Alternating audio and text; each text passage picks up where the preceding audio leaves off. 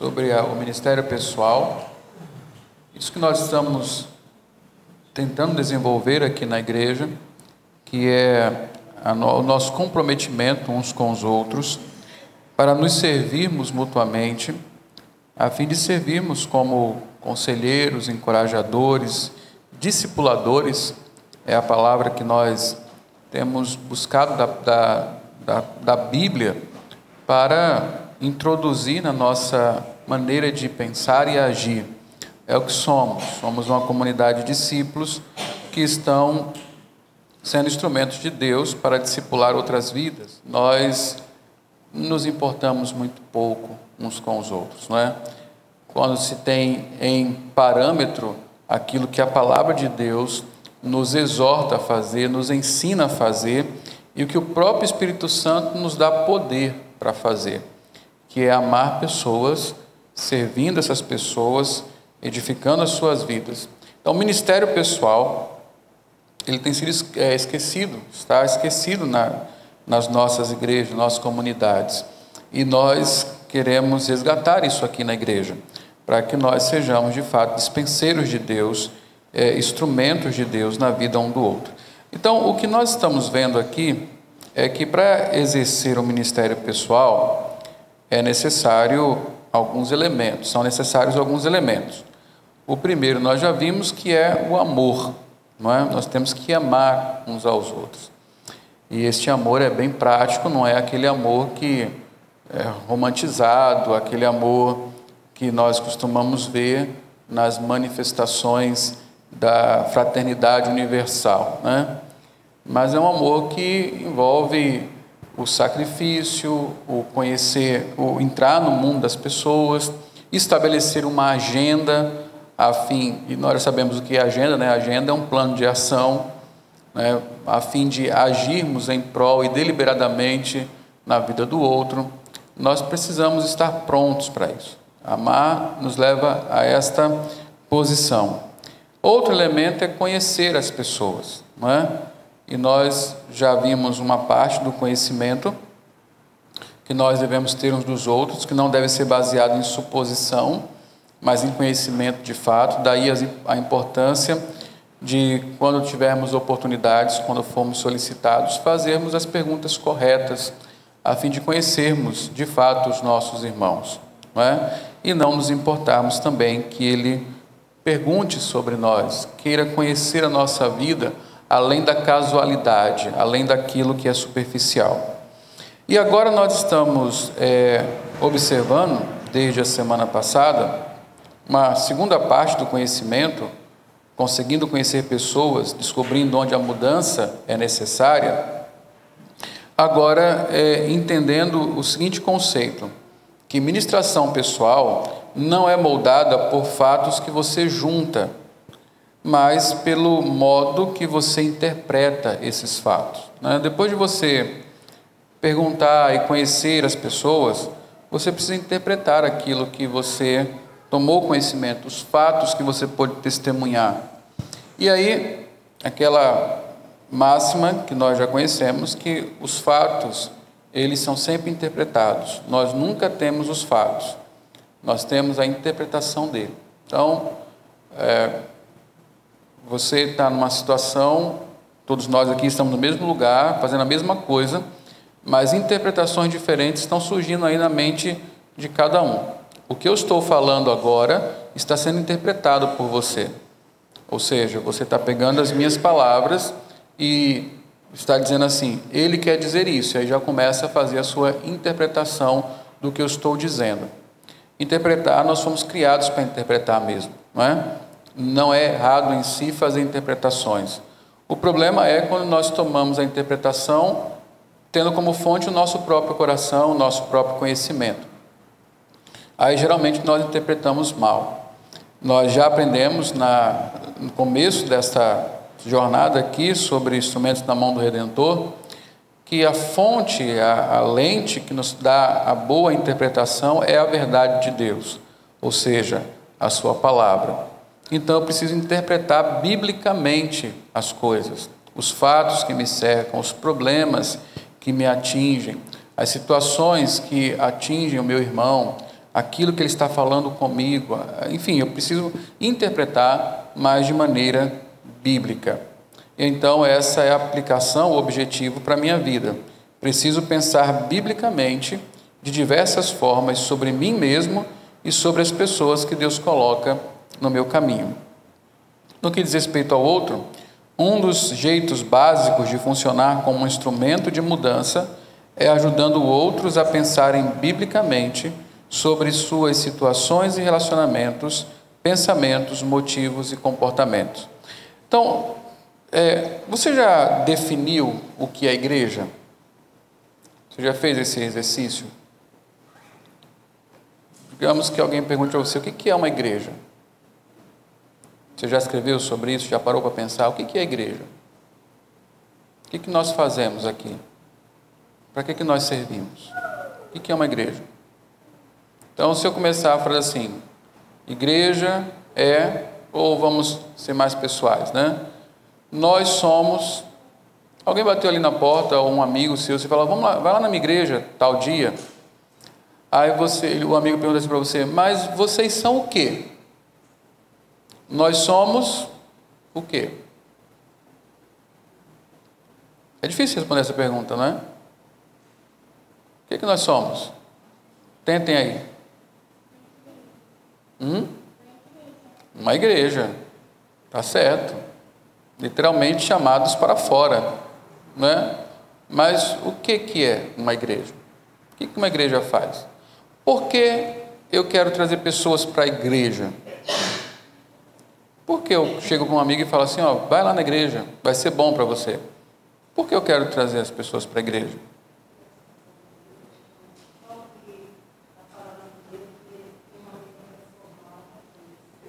Certo, para ouvir a palavra de Deus.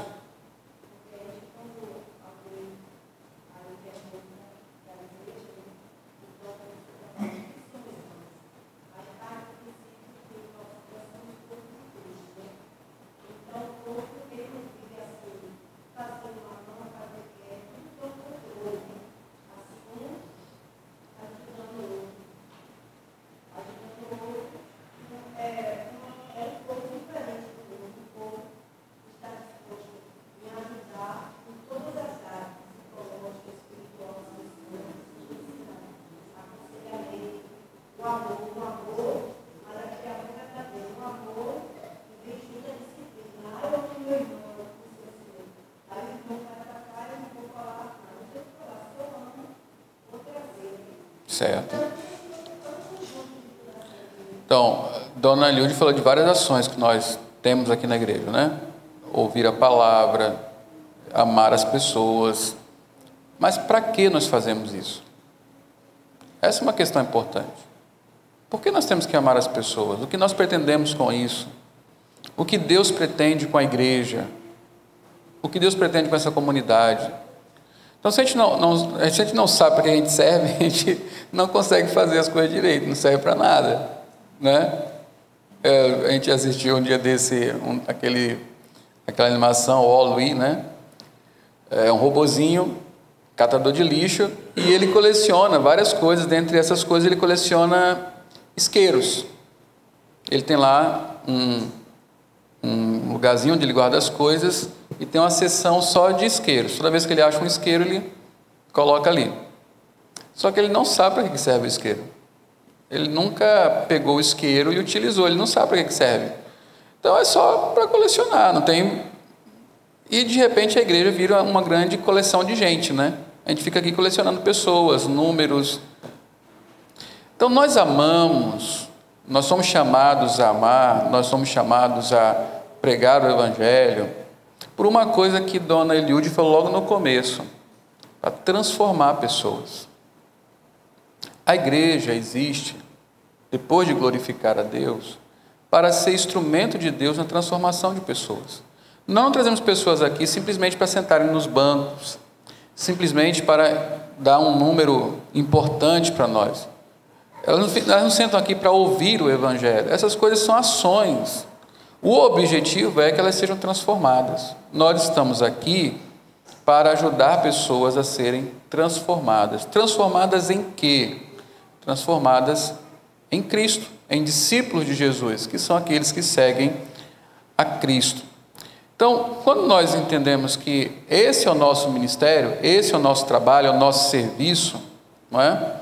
Então, nós compreendemos, nós começamos a entender que estamos aqui por causa das pessoas. O nosso campo são corações. Nós temos que lidar com gente. E não se lida com pessoas de maneira distante, de maneira impessoal, né? A palavra por si só já diz. Nós lidamos com pessoas, nos relacionando com elas. Então nós precisamos nos aproximar das pessoas, conhecer as pessoas, simpatizar ou ter compaixão, sentir a dor delas. É por isso que é necessário conhecer. Não pode ser um lugar de relacionamentos casuais. Não pode ser um lugar de relacionamentos apenas superficiais. Não pode. É por isso que uma das coisas que eu tenho que sempre manter em mente é: igreja não pode ser muito grande. Igreja é um lugar, é uma comunidade onde pessoas precisam se conhecer, onde pessoas precisam influenciar a vida uma das outras, e isso fica cada vez mais difícil quanto maior seja a igreja. Então, nós somos uma comunidade de pessoas salvas por Cristo, que ajudam pessoas a conhecerem a Cristo e serem transformadas por Ele. É isso que é uma igreja. Muito simples e tão necessário que nós saibamos o que nós somos e nos preparemos para sermos aquilo para que Deus nos chamou. Parte disso implica, então, conhecer pessoas, amar, conhecer pessoas. Então, por isso estamos falando aí do conhecimento, de fazer perguntas, de se importar de fato. Então, nós agora precisamos, o nosso momento para hoje é justamente entender como organizar a informação biblicamente. Você já percebeu que quando uma pessoa começa a contar uma história, a gente usa aquele termo, né? Sem pé nem cabeça. Já pegou uma pessoa nervosa, uma pessoa que quer muito conversar? Fulano, eu preciso ir na sua casa hoje, eu quero conversar. Aí você, venha cá. Aí ela chega lá e começa a contar a história dela. Chega um determinado momento, você não sabe mais o que é passado, o que é presente. Você não sabe se ela está falando dela ou se está falando de outro, porque ela vai abrindo o coração, né? Ela vai, eu vou, como é que se fala? Eu vou me desabafar, né? Como o povo diz, né? Eu vou me desabafar. Aí começa a contar aquela coisa, você já não sabe direito o que é começo, o que é fim. Já percebeu isso? Você também faz isso muitas vezes, né? A gente mistura tudo. Um bom ouvinte é aquele que ouve e sabe organizar biblicamente aquilo que ouve, não é? Veja que conhecer pessoas envolve, além de fazer boas perguntas para ter as respostas certas, também saber ouvir, saber lidar com as informações que você ouve. Eu lembro que uma vez ouvi uma história, passei quase uma hora, mais de uma hora e meia, ouvindo uma pessoa contar uma história. Quer dizer, uma história não, contar a vida dela. Isso, houve várias coisas contadas, enfim. No final da fala dessa pessoa, eu virei para ela e falei assim: olha, o problema que você sofre é esse. Ela, não é, não pode ser. Eu falei, é exatamente esse. Como você sabe? Porque não houve um minuto que você não tenha falado desse tema. Ela nem sequer percebeu que toda vez ela voltava àquele mesmo tema. Tudo na vida dela girava em torno daquele assunto. Ela não percebeu, nem vivendo a vida que viveu e nem ouvindo a sua própria história. Quando você tem a capacidade de ouvir e organizar as coisas, você começa a perceber o que está acontecendo na vida daquela pessoa, como ela reage às situações. E aí você está pronto para ajudá-la, de fato, a consertar as coisas. Então, vamos lá para a página 2. Diz assim: obter conhecimento sobre outras pessoas é como andar pela casa catando roupa para lavar. Além de tomar um longo tempo, teremos que separar antes de jogar na máquina de lavar roupas. Não é assim que acontece? Você vai lavar roupa, né? Cata tudo que tem para lavar, mas antes tem que separar. Você não bota colorida com branca, né? Você não bota aquele jeans azulzão com uma camisa branca, que não vai dar certo. Você vai separar as coisas. E essa é uma figura bem interessante, demanda tempo.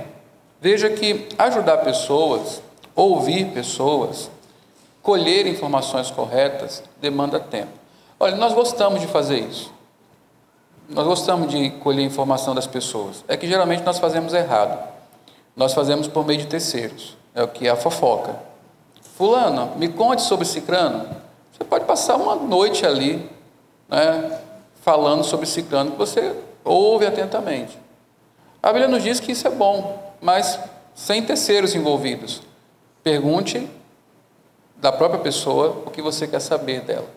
E tenha paciência para ouvir. Tenha paciência para organizar aquilo que você está ouvindo. Assim como essa figura aqui de alguém que está catando roupa em casa para lavar e antes de colocar na máquina precisa separar as coisas. O mesmo é verdade ao se buscar conhecer as pessoas. Não falamos sobre nós de forma organizada. O que contamos sobre nós vem de forma caótica e bagunçada. Misturamos histórias passadas com circunstâncias presentes. Misturamos emoções que se alinham com pensamentos lógicos. Interpretamos o comportamento dos outros quando falamos acerca de nós mesmos. Dizemos coisas sobre Deus conforme descrevemos nossas circunstâncias. Tudo isso vem para fora como uma pilha bagunçada de fatos que precisam de organização e interpretação. Peça para alguém contar uma história e você vai ver que é exatamente isso. As coisas vêm desorganizadas. É bem interessante.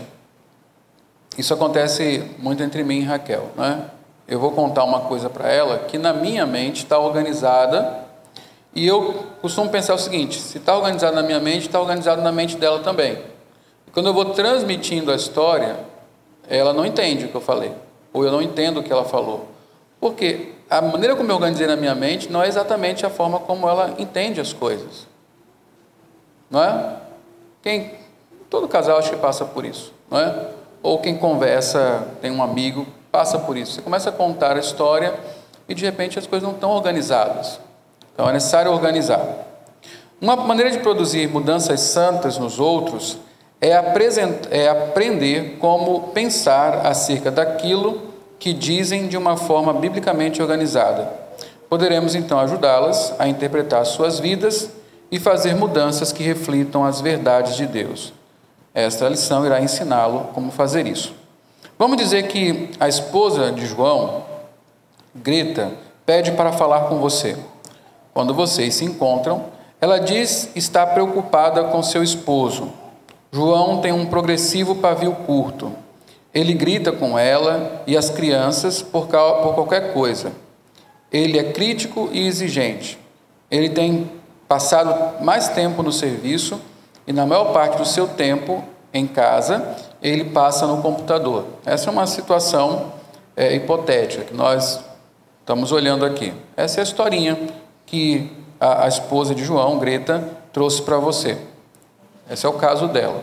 Ela está reclamando do marido, que é esquentado, rapidamente fica nervoso, que anda gritando com as crianças e com ela também, que é muito crítico e exigente e que prefere passar mais tempo no trabalho e mesmo quando está em casa fica muito tempo no computador. Quando Greta perguntou a João o que estava errado, ele disse apenas que a vida fede. Greta contou que o pai de João era um cara negativista, que sempre pensou que as pessoas se afastavam dele. João não era como ele quando se casaram, mas Greta tem receio de que João se torne como seu pai. Quando Greta perguntou a João como ela poderia ajudá-lo, tudo o que ele diz é: apenas me dê um pouco de espaço para respirar. Casamento complicado aqui. Um homem que está se afastando da sua família. que se sente sufocado, né? Como é que você ajuda uma pessoa assim? Que conselho você dá para a Greta? Como você pode ajudá-la? Como é que você pode ajudar essa família? Né? Acredite, nas igrejas há famílias assim, há pessoas que passam por essas dificuldades, e outras piores até. Tem uma figurinha na outra página que mostra um esquema sobre como organizar aquilo que você ouve.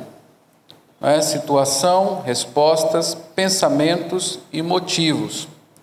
É a maneira como você organiza aquilo que você ouve. Então, o que é a situação? É o que está acontecendo. Né? Aqui você coloca todas as informações que descrevem como é o mundo da pessoa. Você deve incluir tanto o passado como o presente. Por exemplo, no passado, João foi criado por um pai negativista e cético. No presente, ele é um marido amargo, crítico e distante. Você se dá pé da situação.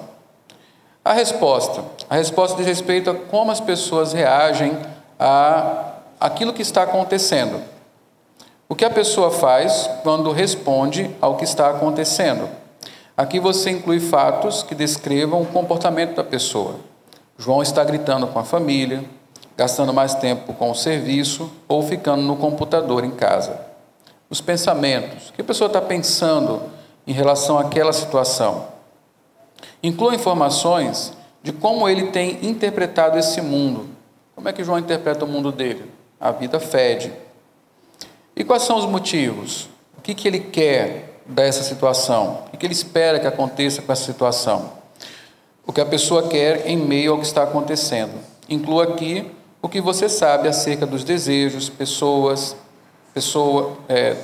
dos desejos da pessoa, metas, propósitos, tesouros, motivos, valores e ídolos. Por que ele vive? Pelo que ele vive? O que realmente governa seu coração? Ele fala, João, né? Apenas me dê espaço para respirar. Esse é o motivo, ele quer algum tipo de alívio. Então, essas 4 categorias, situação, resposta, pensamento, motivo, ou acontece, faz, pensa e quer, provém 4 ganchos para organizar as informações reunidas. Olha, pode parecer para você que isso aqui é coisa de profissional, de alguém que está no gabinete pastoral para aconselhar, mas não é. O seu tempo todo está conversando, o tempo todo pedem a sua opinião, o tempo todo você tem a oportunidade de ministrar. Por que não fazer isso de uma forma mais cuidadosa? Por que não fazer isso de uma forma onde você possa realmente providenciar ajuda para as pessoas? Apenas gastando tempo para ouvir, organizar as coisas em sua mente e poder responder apropriadamente àquele que lhe pede ajuda. Que oportunidade você terá de ajudar outra pessoa? Novamente. Talvez seja a única oportunidade que você tem para ajudar e que aquela pessoa tenha para ser ajudada de maneira bíblica, de maneira correta. E muitas vezes a gente não confia realmente no poder do Espírito em nos usar para ajudar pessoas. Nós acreditamos naquela mentira de que nós não somos capazes, que isso não é para nós, não fui chamado para isso, quando, na verdade, Deus nunca erra o endereço. Se Ele coloca uma pessoa na sua vida, Ele mandou para você mesmo, não foi para outra pessoa. E você deveria estar pronto para ajudá-la a fazer isso. Então, volte em casa à apostila e pare para pensar nisso aqui, não é? Na semana que vem, nós vamos olhar mais profundamente para esses ganchos. Hoje, eu quero apenas mostrar para você o quanto você pode ser realmente produtivo e efetivo quando você se acostuma a ouvir cuidadosamente e organizar aquilo que você ouve, a fim de se preparar para dar uma boa resposta. Afinal de contas, irmãos, a igreja, como eu sempre tenho falado, é isso que nós somos, é coluna e baluarte da verdade, não é? As pessoas virão aqui para ouvir a verdade, as pessoas virão aqui para pedir ajuda, as pessoas virão aqui para serem transformadas, e elas têm que encontrar isso aqui, não é? E não acredito que sou eu que vou fazer isso não, sozinho. É toda a igreja, não é? Acolher pessoas é estar pronto para amá-las e conhecê-las, servi-las por meio do ministério pessoal. Que Deus nos abençoe. Vamos orar? Vamos dar as mãos.